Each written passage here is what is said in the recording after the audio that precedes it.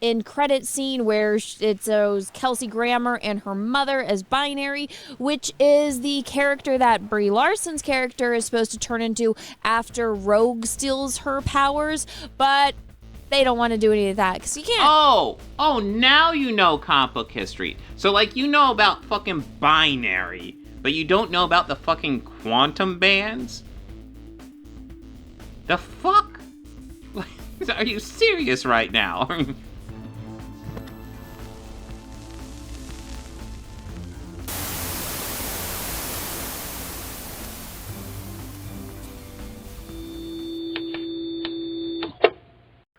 You already got a preview of the next cringy take. So here's that Star Wars girl talking about how they did Aman Vellani dirty by, hey, you know, here's her tits hanging out, and you don't see her tits hanging out here, even though she's like a 16-year-old girl or whatever.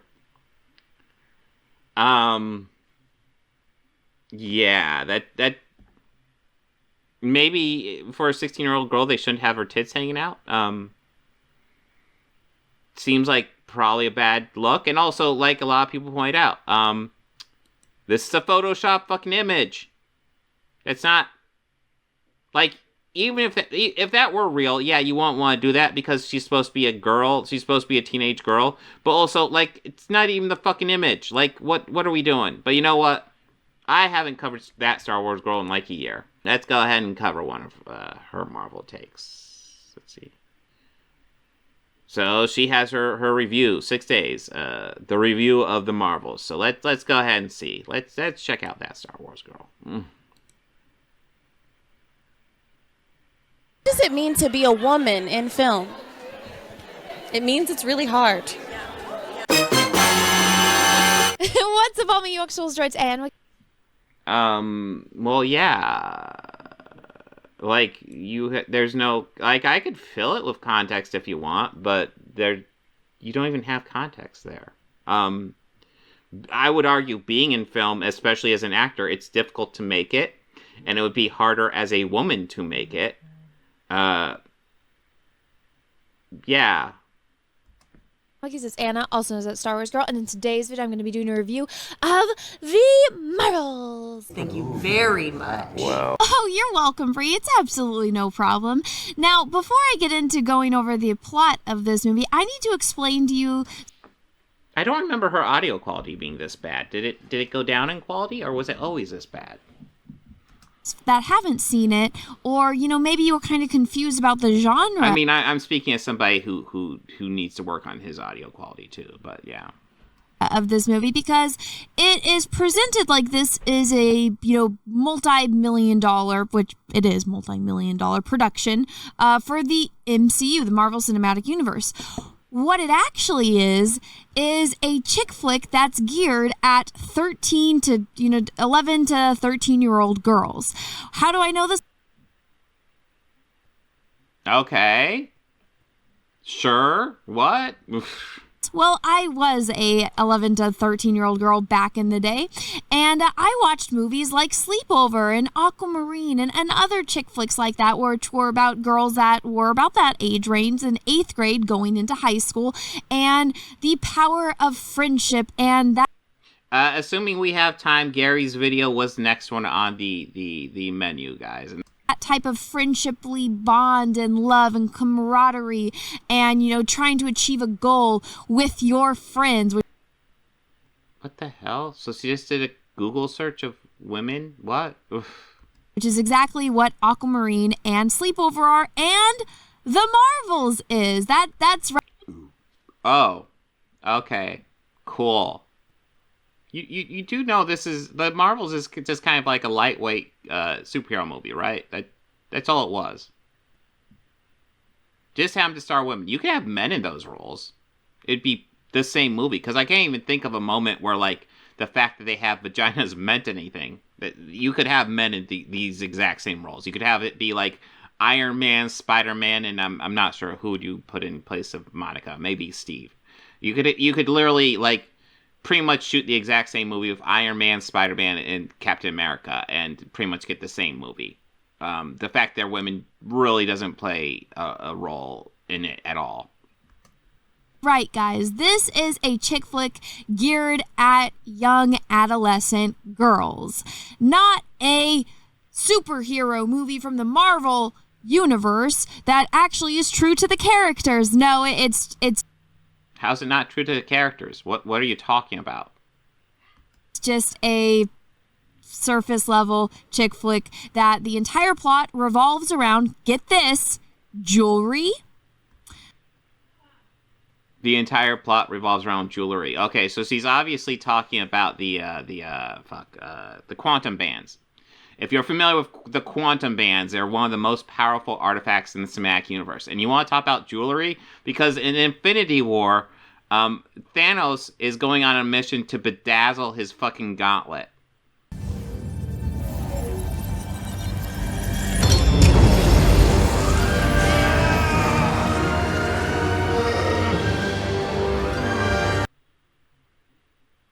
So, like, we can break it down if you want.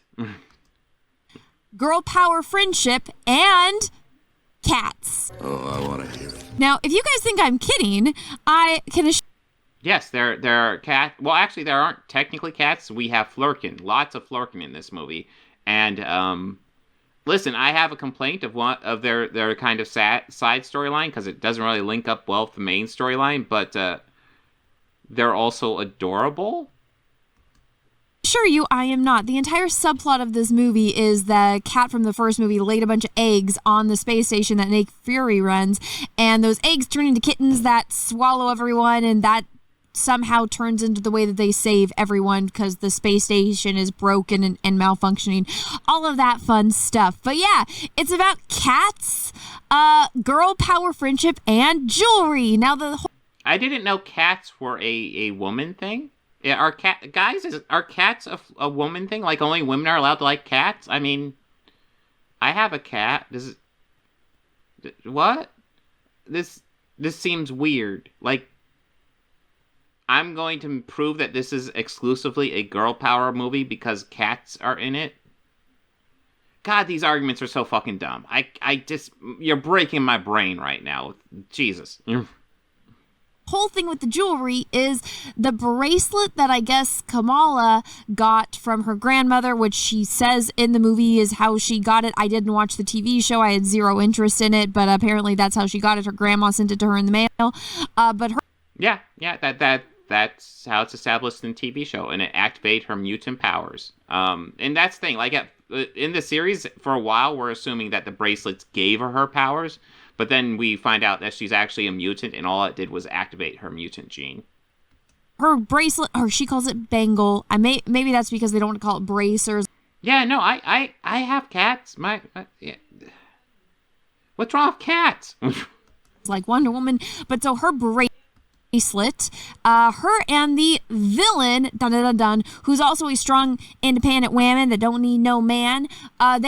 Yes. Let's just say, like, this is what's frustrating about pick-me's. It's like Anna, Star Wars girl. You're just shitting on women when you do that, right?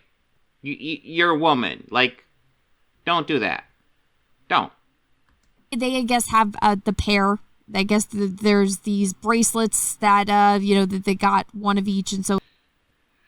Okay, you're pretending like this isn't being, like, accurate to the characters, and then you're acting like you don't know what the quantum bands are, which is a big part of, like, Marvel Comics. Like, I remember the quantum bands. Come on. They're a very famous, superhero artifact in Marvel Comics. Possibly second only to, like, the Infinity Gauntlet. Like, they're kind of a big deal, and you're acting like, oh, they're just collecting these bracelets. But, I assume you're purposely trivializing it at this point. So it's all the magic.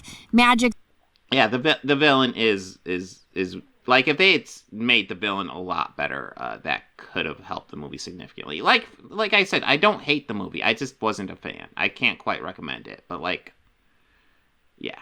They really don't explain anything, so it's like they say a line, and that's just supposed to... I mean, they do explain stuff. I mean, they kind of explain that the villain is she's the one that carries on for Ronan. She's the one who after Ronan fell, she's the next one in line. Yeah. Supposed to make everything make sense, and it doesn't if you actually take the time to think about it, but whatever, plot. So that's what it is, guys. Yeah, and the Fade. Yes, thank you.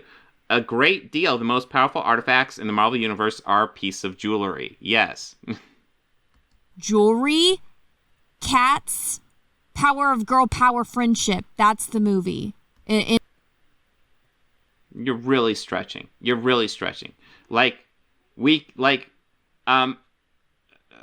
I got a great face for you on pause. But anyways, you could make an argument that you have Infinity War with Doctor Strange, Iron Man, and Spider-Man doing the boy power friendship, and then Thanos out taking care of his jewelry. And I'm not sure what the cute pet would be in Infinity War. But we're already getting pretty close to the same storyline. But somehow this is girl power stuff, and the other one's fine for some reason.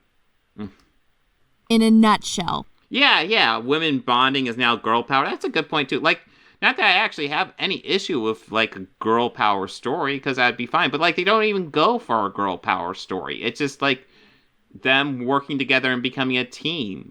That's it. There's no point where they stop and even tell the audience or hint at we're strong women doing strong women things. No man's gonna hold us down. They never do anything like that in that movie. It's just a fun superhero movie starring 3 women.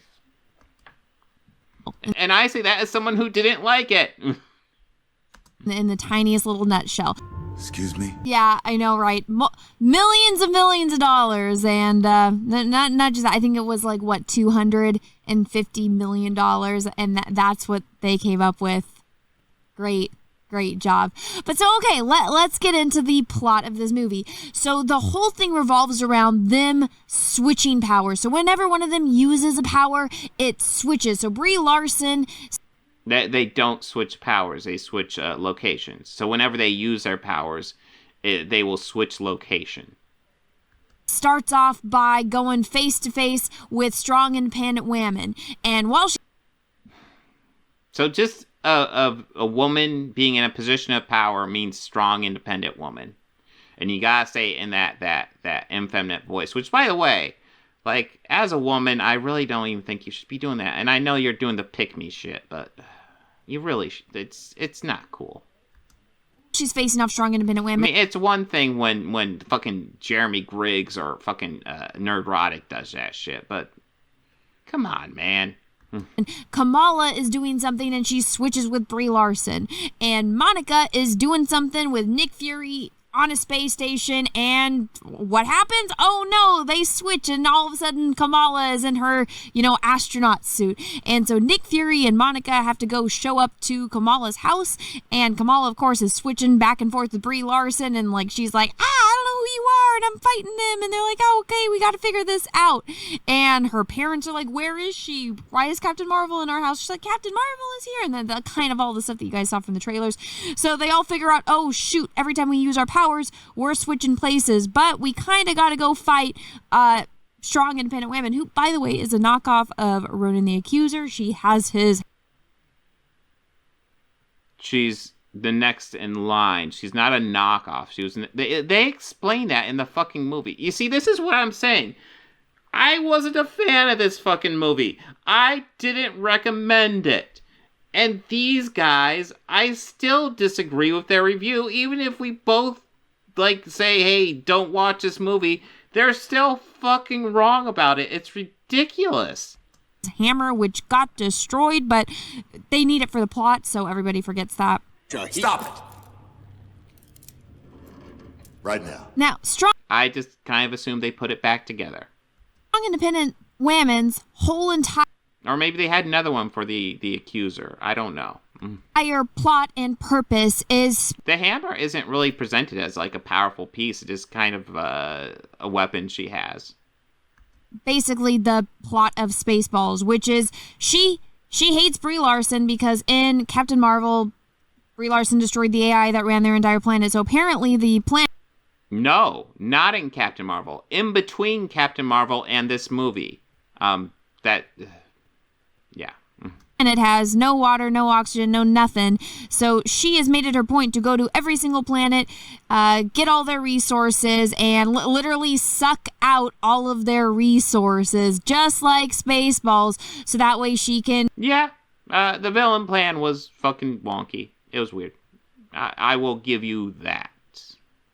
Fix their planet, even though their sun or their star is dead, which it leads into the cut scene, or not the cut scene, but the extra scene at the end of the credits for this movie. But so that's basically everything that the bad chick is trying to do. So she's going to different planets to take all of their resources. Yay, Spaceballs, which I adore Spaceballs, and they did it so much better and with a far smaller budget. Remember, $250 million.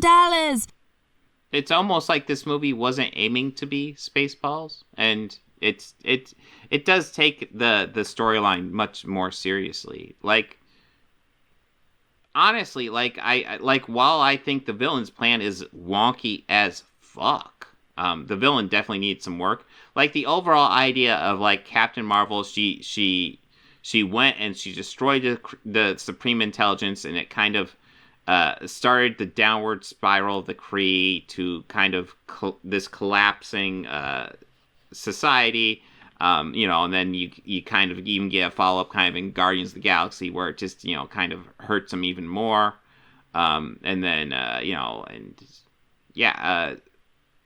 I think there's interesting potential in that. Now, do they follow it up properly? I don't think they do a great job, but, like, there's potential there. That's not even for the marketing of this movie. I'm sure it's a lot more because Disney likes to lie about their numbers. But so they have to go and fight her, and they're like, oh my gosh, we're not syncing right. Our powers aren't syncing correctly, because as they're trying to fight her, Kamala, they're like, stop using your powers because you can't fly and you're a child, and us two grown women who have fighting experience, we need to fight the bad guys. And Kamala's like, but I want to help. So they have to help all the aliens, all the Kree that she is kind of destroying their damn planet. And so they have to go do that. And then they do, and they get away, and they aren't able to say... She's destroying the Kree... She was rebuilding the Kree planet. Right? Am I completely misremembering the plot? Her goal was to rebuild the Kree. Save everyone, and it's this whole thing that could have been a very valuable lesson for Kamala, but it's not. So they go back on Brie Larson's ship, they get rid of all the Skrulls, and guess what? Guess what, guys? They have this whole girl time montage scene, just like Sleepover. You mean just like Rocky?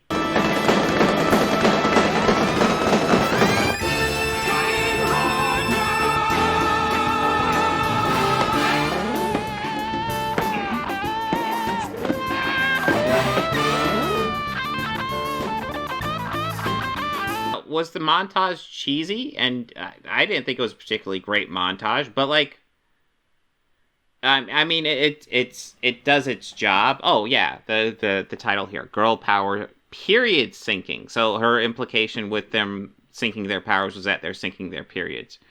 There's been lots of storylines where men might have that issue. Like, would you call that? What would you even call that? Like, that's a common, like, I don't want to say it's common, but it's not an uncommon situation for superheroes to find themselves in, to where their powers and their abilities get entangled, and something wonky happens. That's not uncommon, and you're just calling it period syncing because they're women and you're a fucking pick-me. And Aquamarine! So guys, let me show you this, because you're not gonna believe me, but okay. So there's like I said, the whole girl power montage scene of them trying to learn their powers. Now, guys, for you gentlemen, this might gross you out a little bit, but this whole thing is symbolic of women's period syncing, because they are all... Are we serious? Are we fucking serious right now? all getting their powers in sync. And what's the whole joke about when a bunch of women hang out and spend all this time together? The whole thing is that, oh yeah, their periods sync. And they go out of their way multiple times in this to bring up the fact that they need their powers to all coordinate and to all link and sync up with each other.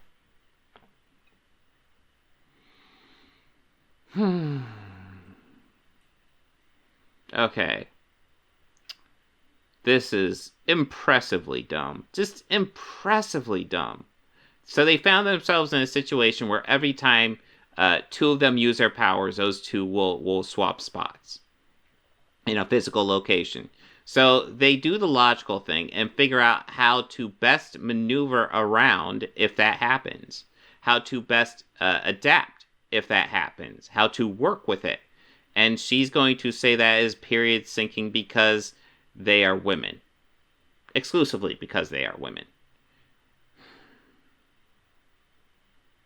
Because, I mean, this same situation could happen with male superheroes. In fact, I'm sure if I dig through the comic book history, I'll find a situation where male superheroes go through a similar event. And then, you know, that argument goes out the window. But because it's women, oh, it's period syncing. Just ridiculous. Other.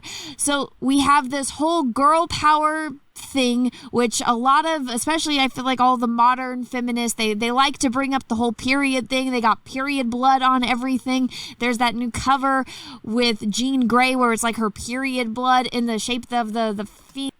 Well, yeah. I think it's coming up here. One of the best werewolf movies, Ginger Snaps, is a metaphor for teenage girls going through puberty. Yeah, number one, I don't think they're remotely going for period syncing. But even if they were, I kind of don't care. But, like, yeah, there's no evidence for that read. Phoenix, and then you got that one superpower or the superhero comic that the chick from Game of Thrones did where it's like she gets power from her period blood. So they have an entire montage scene in this movie. Yes, a period is something that lots of women do not enjoy. That Star Wars rules. I don't know if you're aware of this. Let me educate you on fucking periods of all things. Jesus Christ. Women do not enjoy periods, so lots of times when they work on fiction and they decide to make it about period, they try to make it something so that, like, especially for teenage girls, they don't, like, freak out about their period. That, you know, they could see their period as something nice or something, you know, just growing up. Something normal is most important. Because it is. Of them getting their powers, aka their periods, in sync. I'm not kidding. No! God, please, no! No! No! No! I wish I was making this up, but I'm not. I'm really not. Like, this is You kinda are. You kinda are. actually the movie. But so, back to the plot. They need to figure out, now that all their periods powers are in sync, they need to figure out where strong, independent women is going next. And since she's stealing all of these planets, I'm okay mansplaining to a fucking pygmy. I'm comfortable with that position. its resources, Brie Larson is like, I know this planet that just happens to have a lot of water. Let's go there. And the girls are like, how do you happen to know all of this about the planet? And Brie Larson's like, well, let me tell you, it's because I'm the princess of that planet because I married the prince. And congratulations. Was she actually married? I thought she was just betrothed to him. I didn't think she was actually married to him. Disney just made Brie Larson a Disney princess, and she offered a new cosplay for all of the people that go in cosplay. Now they got a formal dress for Captain Marvel, so congratulations there. Okay. Cool.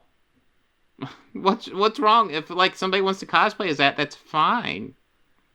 Like, anytime, like, a person wears a costume, that's, like, insulting them for doing a cosplay. And I got her paws doing the same look again. That's weird.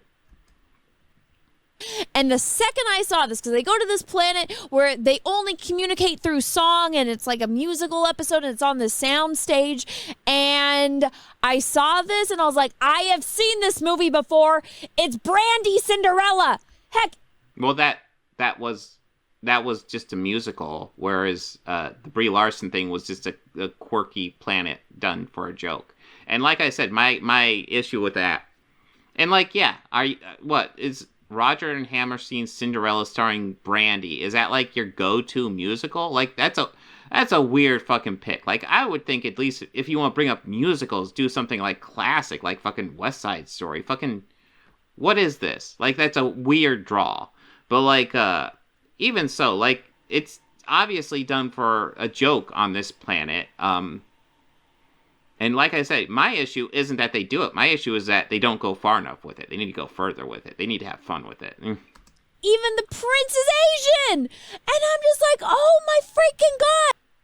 Oh, because the prince is Asian. So therefore, Brandy's Cinderella. Really? The fuck? The woman that directed this movie, this was her big break, guys. So many people, I think, would just die for this opportunity, and they're... Well, I mean, she did get her name out there, and she's currently working on another movie, so, you know, hey, good on her. And I don't know if this quite counts. This is a big break for her, for sure. But, like, she did Candyman before this, the new Candyman, which I've heard is really good. Her career to get a multi-$100 million budget to work on a Marvel movie with some of the most iconic characters. Maybe not some of the other ones in this, but pretty iconic characters in the Marvel Cinematic Universe. And what does this chick do? She takes every single young girl chick flick trope, like Sleepover, like Aquamarine, like Brandy's Cinderella, and shoehorns them in to this. And I'm watching this and I'm like, oh my god. Like I said earlier, and obviously, I'm an adult now, but I was at one time a young girl. Every single trope in this, I'm like, you stole that from another freaking movie. The romantic interest being Asian isn't a trope. Like, my god, that is so tenuous, and Jesus Christ. I have already watched this chick flick. I watched it a long ass time ago, which obviously the director did too, because she just took, I guess, everything that she liked when she was younger and then put it in this movie, which I'm like, oh. I don't believe she wrote it, did she? She's pretty sure she's just the director. Here, let's look this up real fast. All right, let's see. Am I gonna get? Okay. Let's see. Nia DaCosta, writer. Okay, maybe she did write it. All right, so she was one of the co-writers on this movie. Okay, so you got 1 point on me. I did not know she was one of the writers. That being said, like I kind of don't care if she just put in there stuff she wanted to do, because that's typically what you do as a writer. Oh, all right. There's a time and a place for that, but the Marvel Cinematic Universe, really? Okay, no. Well, I mean, if you want to make the argument that, like, the story is a bit, like, all over the place, then, yeah, I would agree with that. But, like, if your argument is she's just putting stuff in the story that she wants to put in the story, that's literally what all writers do. So, the fuck? No wonder this is a monumental failure. Everything in this movie is basically pointless. So, whatever. They aren't able to save Brie Larson's husband's planet from the bad lady. They have to go off to this other planet, have this little powwow thing. Something happens to where they're not able to switch anymore. They fight the bad chick, and Monica has to end up sacrificing herself by repowering a star with their light magic. She goes through this portal, which is going to lead her into it. I like how she likes to use, like, I'm really starting to suspect she plays fucking dumb for her audience, and she's a lot smarter than that, because, like, the way she's intentionally dumb a lot is obviously just very purposeful, it seems like. Like, you know, she's talking about Captain Marvel's light magic, and it's like, you know, her powers are fairly well established in the first movie and in this one. They aren't magic-based. That'd be more Doctor Strange's territory. They're very much science-based. But, like, she the way she trivializes stuff, like, it really makes me think she's smart, and it also gives me the indication that she knows the type of shit she's spewing, and it's, I wonder if she ever thinks, if she ever goes, hey, maybe I shouldn't spew this shit. Maybe that YouTube money, which honestly, like, for her shouldn't be amazing. She probably makes a living on this, but like, her views aren't that stellar. Let's get a quick look. Let's see how much she sells her soul for. All right, so I don't know what sponsorship deals she has. She makes approximately $60 to $950 a month. That's not a living. $700 to $11,000 a year. Yeah, that's not a living. The fuck? Jesus Christ, Anna. You are fucking selling your soul, and you can't even make a living doing it. What are you doing? Like, I guess maybe she's making a lot from side deals and shit. Like, you know, I know she makes a calendar, yeah. But, like, Jesus Christ. At least if you're gonna sell your soul, like, fuck. Now I'm starting to feel sorry for her, because she's sold her soul doing this disgusting rhetoric, and she's not even, like, raking in the cash. It's really sad. Another universe that also leads into the end credit scene where it shows Kelsey Grammer and her mother as binary, which is the character that Brie Larson's character is supposed to turn into after Rogue steals her powers, but they don't want to do any of that because you can't. Oh, now you know comic book history. So, like, you know about fucking binary, but you don't know about the fucking quantum bands? The fuck? Like, are you serious right now? Dethrone Brie Larson, the queen, the princess Brie Larson. And so that happens. Monica goes through a portal, goes away, fixes the star, saves everyone, which she literally could have done on the other side of the portal, but that doesn't matter. They need the plot to move forward. And this is where all of the cats come in. Where's that picture of the damn cats? So the cats. So while all this is happening, Nick Fury, who is back to, I guess he's demoted to comedic relief, is on the space station with all the cats. They show back up and they're like, the space station's gonna explode.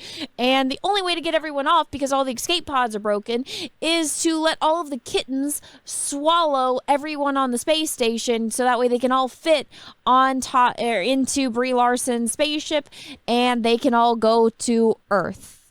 And they're all just supposed to be okay with getting eaten by cats, and then they make a whole joke about, oh, we're literally hurting cats. Yeah, it's a joke. It's a joke situation. Like there are funny moments in this. Like when they're on the musical planet and, like, you know, they only talk through song. But then Brie Larson is with the prince and they do a little musical number, and then she talks to him normally and he replies normally, and then, like, Monica and Kamala are like, wait, what? He can talk normally? And then Captain Marvel looks at him and goes, yeah, he's bilingual. That's a genuinely funny moment. The Flurkins eating people didn't thrill me, but, like, it was a cute idea. There's lots of comedy moments, and I think part of my issue was I don't think they worked as well as they could have. But, like, this movie's definitely going for comedy, and it's not a complete flop on that trajectory. It's got moments. It's like, dear God, this is what we have come to. This is what Marvel has devolved into. All of they're able to get all the cats back onto the planet or back onto Earth. All of these new alien kittens are introduced into Earth's atmosphere, Earth's ecosystem. That's going to be fun. New invasive species. Yay! Nobody thinks. No, wait. Do you know they're cats or do you know they're Flurkin? And Flurkin have actually already been on the Earth before. That's established in the first movie. Also,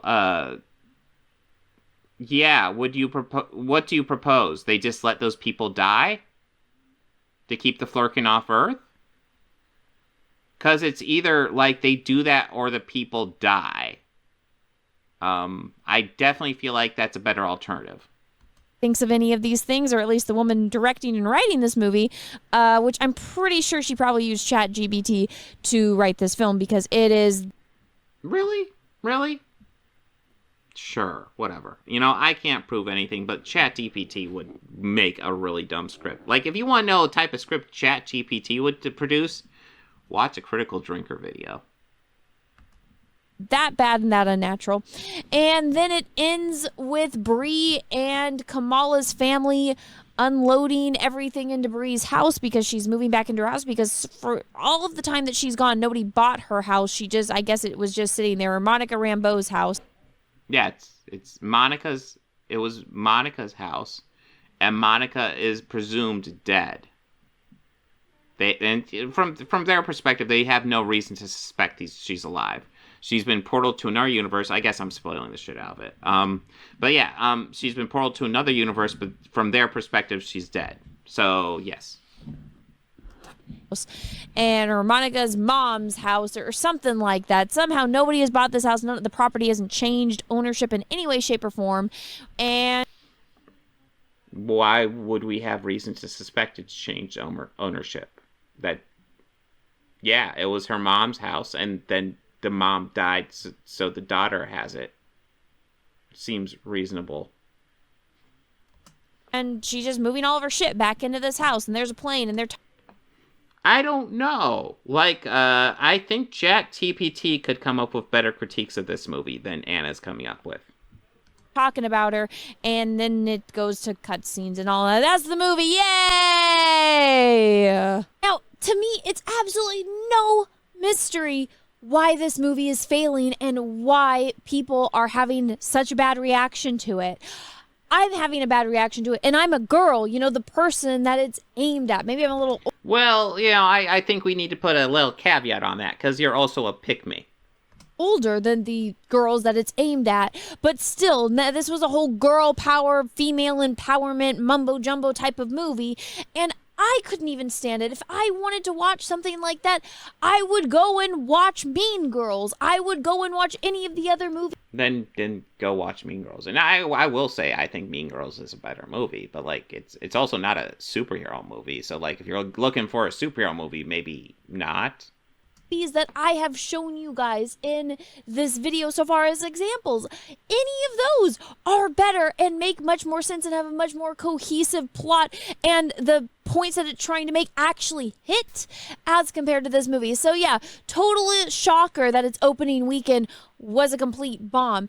And then you got all of these feminazis that are going on Twitter saying, it's misogynist fault, this movie is failing. No. Are you going to have sources for that? Because if you have the source for that, because I'm sure you could maybe find one or two tweets about that, and I would disagree with that. But are you going to bring up any sources? Because the sources Matt Walsh brought up were garbage that didn't even say what he claimed they said.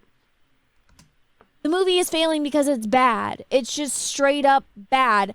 I'm a girl, and I think it's bad. You want to call me misogynist? No, they'll probably just call me a pick-me or whatever, even though I'm... Well, I mean, you are. So, yeah, pick-me's accurate, yes. ...freaking engaged and have been in a relationship for, ever. But they'll call me a pick-me even though I'm engaged and have been in a relationship forever.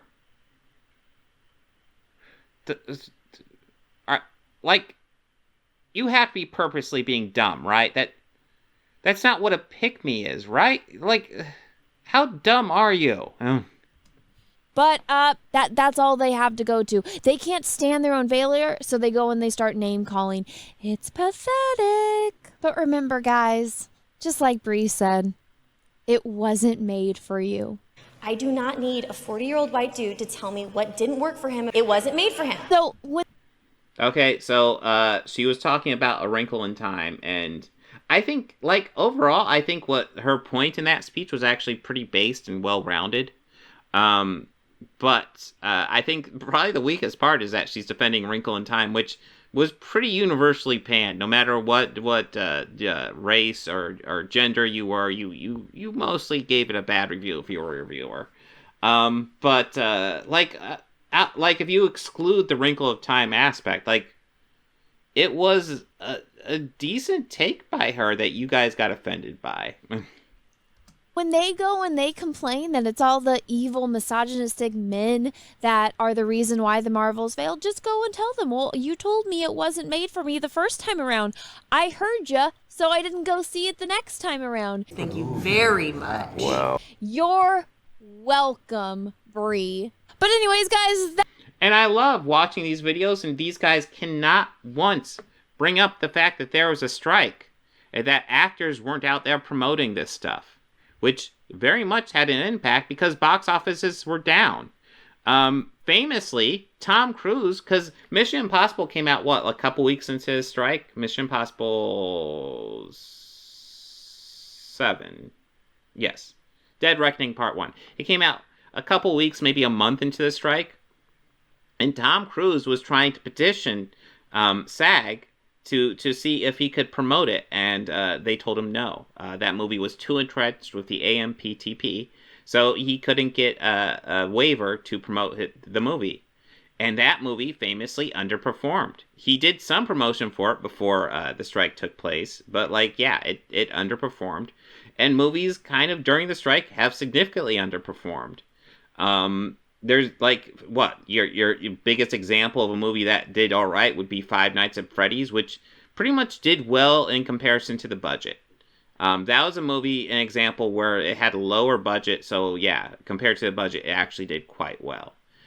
But yeah, the actors not being able to promote this stuff, we've seen clearly impacted it.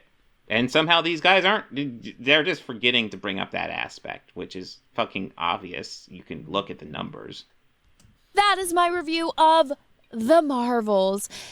It's terrible. It's absolutely god-awful. Don't even waste your time watching it. I watched it so you don't have to, and even that was time out of my life that I will never get back. But it's gone now. Now you guys get to enjoy my pain and suffering for you.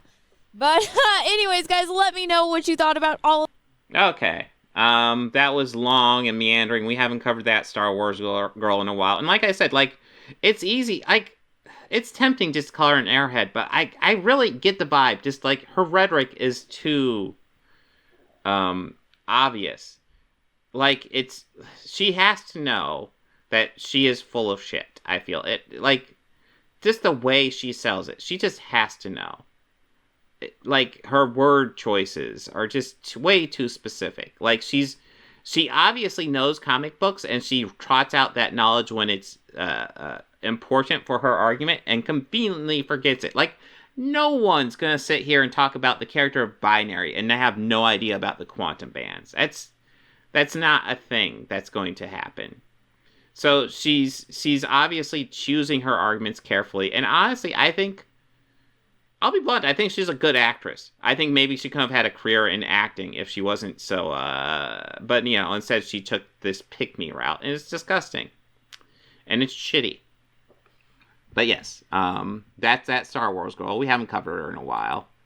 I wonder if she stays up at night, concerned about how she is just making things worse for women. Just with her basic rhetoric. She just shits on women, and she's a woman.